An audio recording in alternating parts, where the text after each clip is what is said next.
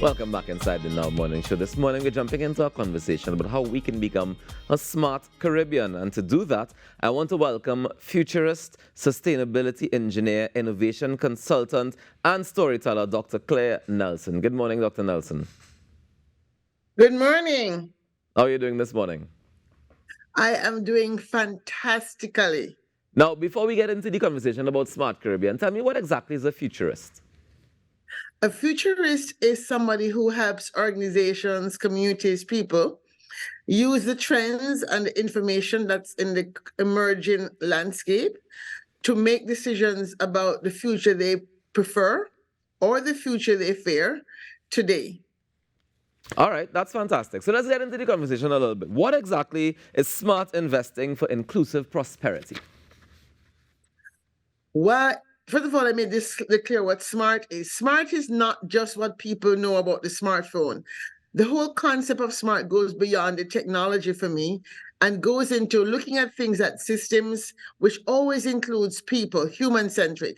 So the M in smart is about meaningful metrics. We have to go beyond the 20th century GDP and GNP as the only metric that matters. Okay. The A in smart is about the agency of the people in the system. What are the aspirations? What are the antagonistic factors that might affect their aspirations?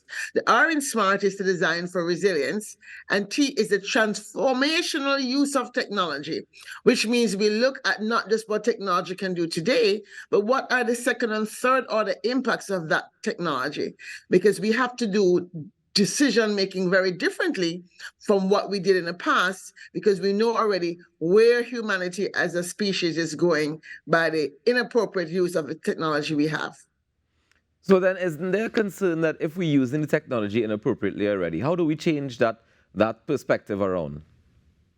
It's a mindset shift. The decision makers have to change. We have to make people to be sustainability literate and futures literate. In fact, now that we have chat GTP, people may not need to quote unquote know the arithmetic in their head. Remember back in the day, if you know 11, 1's 11, 11, 2's 11, all those things we used to need to know. We don't need to know those things anymore. What we need to do is to be able to have critical thinking and to be literate about what we see around us and to help us as humans make better decisions. And if you look at the way we treat waste matter, for example, we in the Caribbean are very terrible about how we treat waste. And clearly, all the pamphlets and all the posters we see, don't litter, don't trash the place, isn't working for us, because we see how much is going into the gullies and every beach cleanup. So we have a lot of work to do to create that paradigm shift in our minds about what it means to be careful and good caretakers and stewards of our island nations, our countries. So, Dr. Nelson, how do we begin to use the technology to be able to fix some of these challenges that we seem to face in the Caribbean? I think first of all, let's look at the issue of healthcare. I'm starting there because I'm in the diaspora, and I am always concerned where, certainly for Jamaica, a lot of people are coming down on medical missions, right? I'm not going to take away from their effort. It's a lot of effort to leave your medical practice or your dental practice or whatever practice you have to go down to give freely of your time and their friends and their nurses. And I always ask them, so what happens when you leave? Well, they don't get to see that patient again, and that patient is too poor to have insurance or whatever. And I ask, so why are we not using telemedicine more effectively? It's not as if to say the Caribbean doesn't know how many great surgeons and doctors are overseas. And yet we have not, in the last 5 to 10 years, even post-COVID, made a concerted effort to move rapidly into creating an e-health system that allows more people to get access to more healthcare. And that's a very simple thing to do.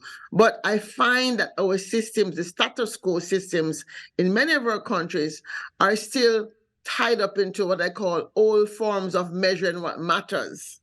So we're not making those choices. So then what forms of measuring should we be using? Well, the first measure I want to push the Caribbean towards is the issue of well-being. A lot of countries in Europe are moving towards that. OECD countries. Korea have discovered, lo and behold, despite their wealth, there's still, suicides, depression, up the wazoo. No, we don't have that much problem in the Caribbean with depression, or even if we have it, it's masked because as the Bob Marley song goes, when the music hits, you feel no pain, right? So we have been able to use music. And I have to say that's a complete blessing. Can you imagine if we never had a carnival or we never had the dance hall, what would happen? We would be totally chaotic as countries. So I think we need to really look at our own culture to design some of the changes we want to make. I think we take too many things wholesale from what the global north says. Okay, this is a Harvard model, right?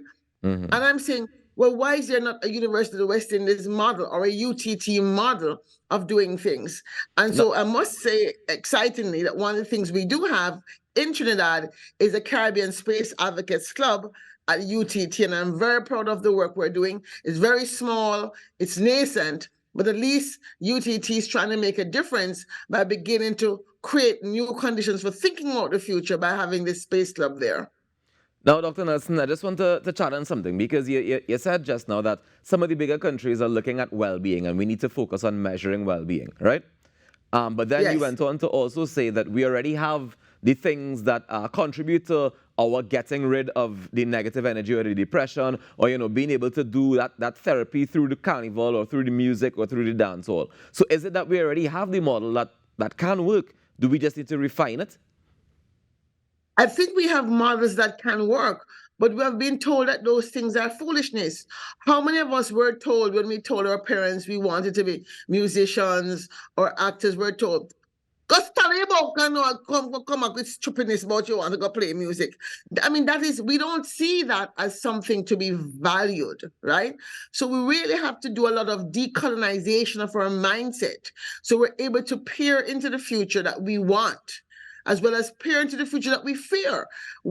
All of us know how much violence there is and how terrifying it is that the Caribbean region is becoming more violent, as if to say we can't stop ourselves.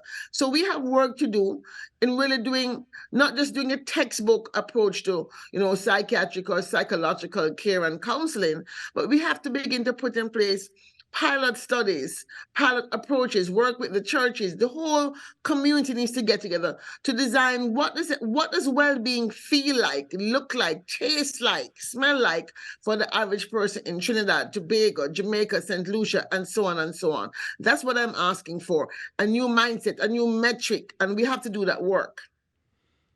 I mean, I hear you. And I agree with you. I agree that we definitely need a mindset change. We definitely have a lot of work to do. Where do we start? For me, I have been, I would say, I feel like sometimes like either Job or somebody in the wilderness. But I feel like the work I'm doing, and certainly the book I wrote, Smart Futures for a Flourishing World, is a beginning, because that book starts with an Anansi story. So at least by putting the beloved character Anansi up front and center, I have begun, if people are able to read it, to see themselves as not being powerless, but to actually be powerful. And we can start in our communities. We can start in our churches. We don't have to wait on the government to decree that we can become futures literate. So if, for example, a community decides, hey, Dr. Nelson's on the show, they want to talk to her about doing something, I'm quite happy to spend my time on a Saturday giving up 2 hours to the Boy Scouts, to a church organization, to just give them some pointers about how might you look at the surroundings that you have and use the assets that you have to create something different, the future you prefer, the future you want. Now, one of the things that you mentioned is connecting the Caribbean Sea and making the policies similar everywhere. Can you explain that a little bit for me? Oh, yes. All of us grew up, well, certainly in my era of going to high school, with this construct of the Caribbean Sea divides us. And it dawned on me about maybe 15 years ago, wait a minute, the Caribbean Sea unites us. That's why we're called the Caribbean, right? Yeah. But we still behave like little islands. Yes, we have an integration movement. Yes, it has been working to some extent, but we still have what I call too much of a competition. Good rivalry is good. Like, whose rum is better than which rum and who wine better than what wine. But we need to really look at integration movement very differently. And the sea is the place to start. Guess what? Flying fish have no borders. So this argument between Trinidad and Barbados about, well, whose fish it is anyway. Well, the fish don't care who you say they are. They're going to fly from point A to point B. So is the sargassum. So is the oil slick. So are the whales. So are the turtles. And yet, when you call a center, I'm not going to call them out, but when you call a center and I say, hey, I'm trying to put on a regional meeting every June 8th, World Ocean Day, where I interview people all across the region about what they're doing in the sea. Most people, as I said, shoops me and ignore me because who am I to call a meeting? I persist nonetheless. And so every June 8th for the last probably 8, 9, 10 years, we've been trying to, use Zoom long before COVID to have a conversation about the Caribbean Sea, to have people become more aware of the sea. And let me just say one thing. Do you know, up till today, when I ask my godchildren that are in Jamaica, is CXC included anything about the sea in your, biology courses or your geography courses? And they don't. So we're not teaching anything about the sea. So the sea is just out there and we feel free to pollute it. You have your Invest Smart Caribbean Forum, which takes place in Washington. What are you hoping to achieve with this forum? Because you mentioned the meetings, right? Yes. First of all, I'm hoping to achieve our ongoing conversation we have with State Department and the USAID. We are de facto the leading NGO in the United States advocating on behalf of the Caribbean region. And we were responsible for June being declared National Caribbean American Heritage Month. So we're very proud of that as a volunteer underfunded organization.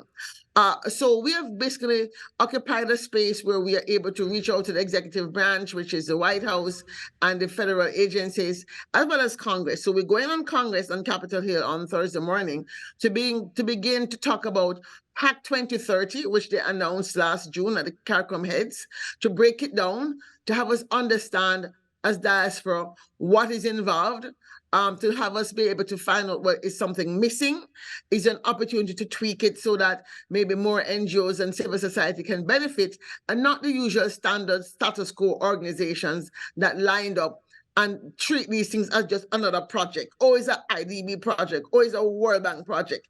And then they forget that it's not a project for the bank, it's a project for themselves, for your country, for your community. So we have to even do a paradigm shift around the way we talk about these projects, especially when they are loans. It's a loan you have to pay back. So it's not a World Bank project or IDB project. It is your project to do whatever, fishing, farming, housing, healthcare, whatever it is. And we have to have that paradigm shift. Now, you mentioned going to the White House and all of that stuff. Would there need to be policy changes that would have to happen in each island to be able to facilitate some of these smart investments that we're talking about? Yes, definitely. Certainly in energy, for example, many countries are not able to yet have microgrids. And if we're talking about smart energy for some rural areas, if we could do wind energy in those areas which are very high wind, or if we could do tidal energy, which is, and that's still nascent, and there are people who have been doing research, but we are beholden to the status quo, power companies. So a small island like Nevis, etc., should be thinking about new forms of energy, but it's hard because they have to change the regulatory authorities first to allow these off-grid things to happen. So there's some things, but they're not unsurmountable, right? I know there's funding available for that, but again, we are not organized in a way, and we have too much people, what I call laying around. We are a region of studies. Everybody, listen, I can say this because I worked at the IDB for 30 years, where I was considered a troublemaker. So I'm saying these things not because I just hear about these things. I've seen these things. We have a lot of studies. We don't have implementation. Whereas a deficit with implementation. So we really have some work to do about even training people to be better project managers so we can get better outcomes. Dr. Nelson, I would say troublemakers change the world, and thank you so much for stepping up to the plate and taking that mantle and running with it. We appreciate it, and thank you so much for giving us some food for thought this morning as well. Yeah, thank you for having me. I really appreciate it. Not have a good day. You too. Take care. Take care. That is Dr. Claire Nelson, a futurist, sustainability engineer, and a storyteller, basically giving us an idea of how we can have a smart Caribbean and unite using the Caribbean Sea as one way to unite us together as one people. Anyway, that's a whole other conversation, but we'll be right back with more on the Now Morning Show. I'm going to start up with Black Stars and all kind of things.